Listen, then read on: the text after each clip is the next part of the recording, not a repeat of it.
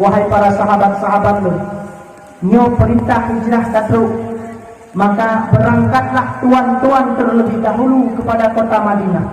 Bahkan lu dengan para sahabat Ali, dengan Abu Bakar, dengan Utsman tetap berada di kota Mekah.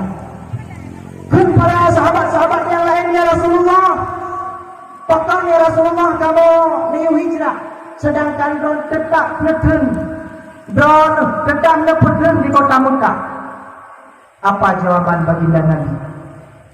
Wahai para sahabat-sahabat, wahai tuan-tuan sekalian, apabila kita nyota hijrah sama-sama dari kota Mekah ke Madinah, maka kanyo akan dikejar-kejar terus.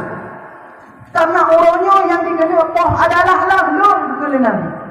Uronyo yang disekat-sekat uro malam adalah lahlung kepada Nabi. Maka menyegetanyo ta hijrah sama-sama. Tentulah diketanyo perjalanan kita akan dikejar-kejar terus oleh orang kafir. Maka perjalanan kita akan sampai ke kota Madinah. Tapi punya orang hijrah terlebih dahulu, sedangkan long tetap berada di kota Mekah. Maka orang akan selamat sampai ke kota Madinah. Lagian rupa ji tunggu, Rasulullah menjadi seorang pemimpin lebih mementingkan nasib rakyat yang dipimpinnya dibandingkan mementingkan nasib diri beliau sendiri.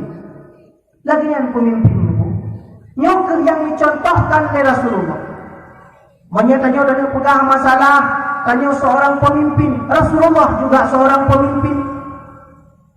Menyata pegang orangnya long seorang jenderal, seorang petempur perang, Rasulullah juga memimpin pasukan di medan perang.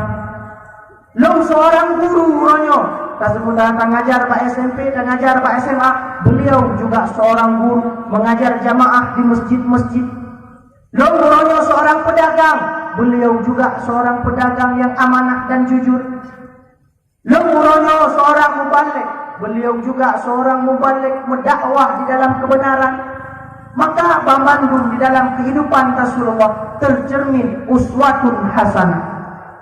Makanya tanya sebenarnya yang terpegang kepada umat Nabi Muhammad harus sebenarnya kita contohkan kehidupan Rasulullah, kita praktekkan di dalam kehidupan kita si uro-uro.